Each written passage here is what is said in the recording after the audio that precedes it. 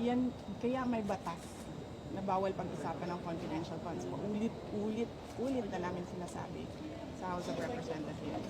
Ma'am, pero tama po ba yung testimony kanina na inclusive yung testimony? We will wait for Colonel Nalas. Next question, please. Ma'am? Last two. Or make it brief. Make it brief. DDM said po na kung kanil po kadali magplano pagpatay sa isang presidente, paano pa kaya sa pagkaraniwan ng mga mamayan? Kung ganyan kriminal na pagtatangka, hindi dapat pinapapit ang pas. Yan ay aking papalagan, sabi ni PBBM. Oo. 'Di ba? Pumalag nga yung buong bayan nung pinatay ng pamilya nila si Benigno Aquino Jr. Next question. Next question. Ma'am, Marcel. na-verbalize niyo na po ba sa administration yung tungkol sa threat sa inyong buhay? Napanggit niyo po ba sa'yo? Yes. Yes, ma'am. Ay, hindi. Hindi pa, ma'am. Nag-complain ako noon, if you can remember, in the media, and then they dismissed it. Everything is well documented with documents and videos. And nagsabi ang NSC ng national security concern ang threat sa president, pero apparently they really do not consider the threat to the vice president as anything of a concern. So, what kind of country is this? Hindi ba kaparte ng gobyerno ang vice president? Hindi ba ako binoto ng mga tao? Hindi ba ako ang vice president ng buong Pilipinas, ng lahat ng mga Pilipino? Are you taking legal action po, ma'am, dun sa threat sa inyo? Ma'am, I do not expect fairness from this government.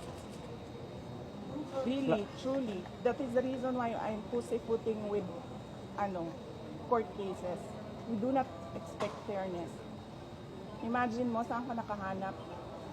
Na-admit na yung tao sa hospital, bigla na lang papasok, discharge na siya in less than an hour.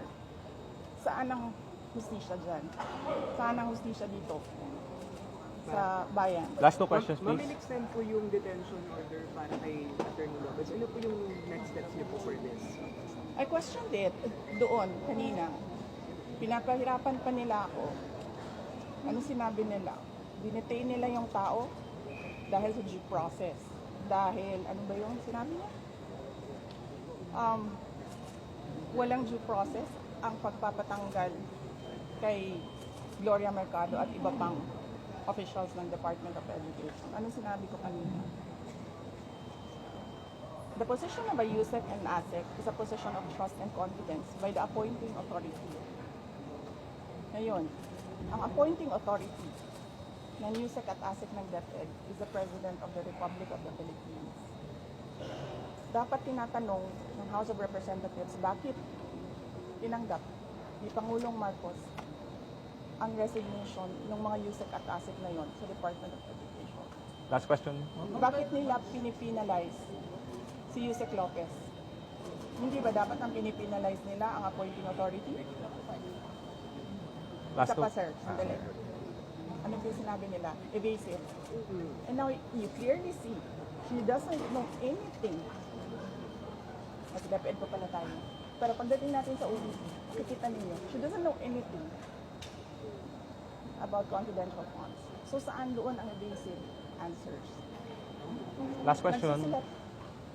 Penalize nila si Yusek Lopez for writing a letter to the Commission on Audit on the position of the Office of the Vice President regarding the release of documents regarding confidential funds. Bakit may penalize ang tao pumirma para sa isang opisina, posisyon ng opisina? Saan ang justisya dito? And ano sinabi nila kanina? Diba? Apparently, hindi nila alam ang batas. Ano sabi nila? Questionin mo na lang sa korte. Saan kami pupunta? Sa mga ginagawa sa amin. Mismong komite, alam na nilang mali yung ginagawa nila. Sasabihin lang sa amin, pumunta ka sa korte.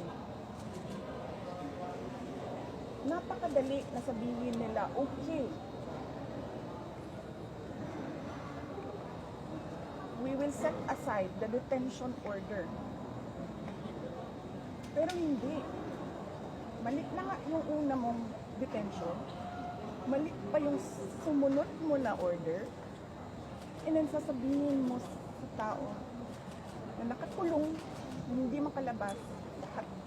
Kahit ako, hindi ako makalabas basta-basta. Dalhin mo yan sa korte. Tama ba yun? Kayong mga taong bayan, tanongin ko kayo, tama ba na hindi alam ng ating House of Representatives kung ano ang mga batas?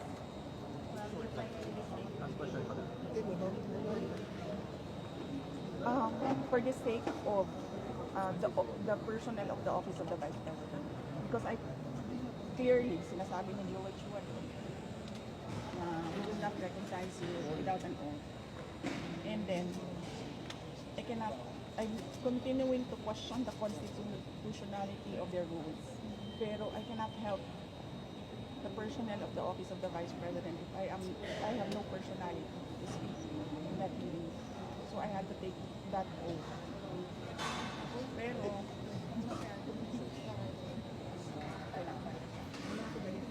papasalamat ako sa inyo sa pili yung Isaac Lopez at sa lahat ng OVP. Will you go up to the Supreme Court to question? Kasi may jurisprudence naman on contempt powers of Congress. And yun lang ang sinasabi ko, sir, no, parang we don't trust anyone anymore in this country. We don't expect justice anymore in this country. This is clear political harassment, this is clear political persecution. Pag-threat sa'yo, baliwala. Pag-threat sa kanila, national security. Ano ka? Who's testimony for hire? Do you think that will hold water as far as maybe pinning you down as concerned, or doesn't establish anything? If they file cases or an impeachment case, whatever case, we will answer that in the proper venue. Kung meron man silang hanap na mali doon.